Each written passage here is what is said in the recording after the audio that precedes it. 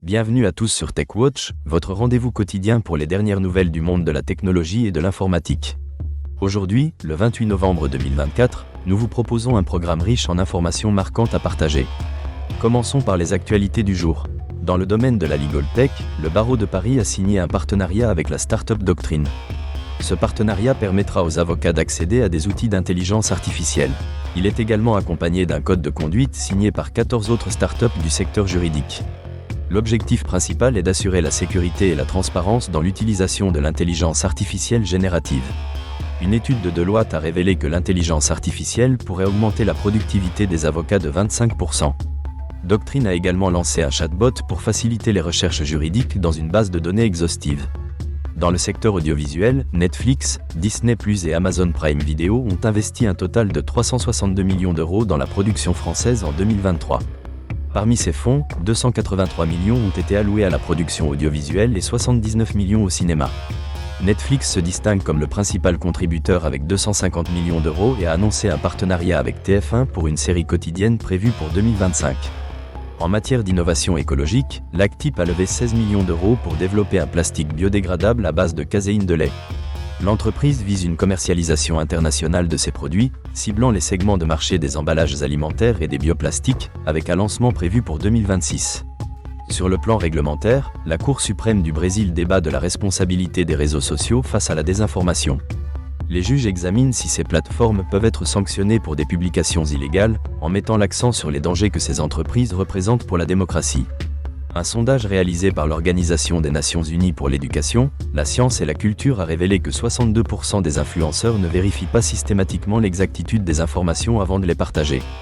En réponse, l'Organisation des Nations Unies pour l'éducation, la science et la culture a lancé une formation en ligne pour aider les créateurs de contenu à améliorer la vérification des faits. Concernant le Black Friday 2024, les ventes de petits électroménagers, notamment des friteuses à air, explosent.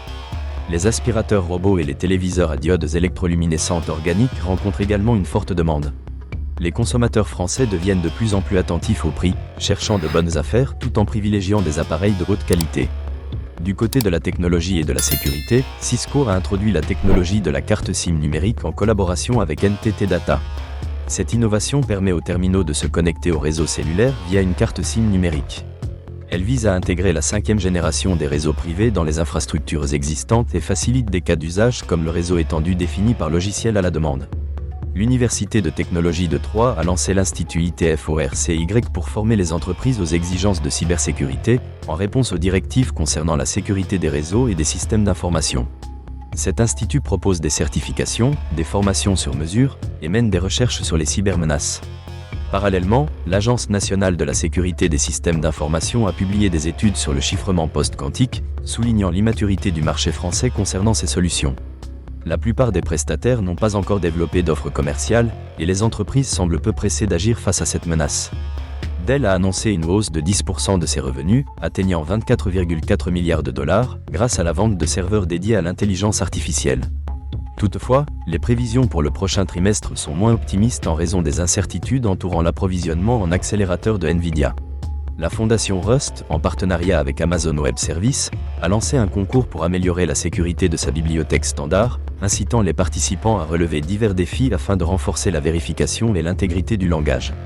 Un incident chez Macy's a conduit à un retard dans la publication de ses résultats financiers, en raison d'une erreur comptable mettant en lumière des faiblesses dans les systèmes de planification des ressources de l'entreprise.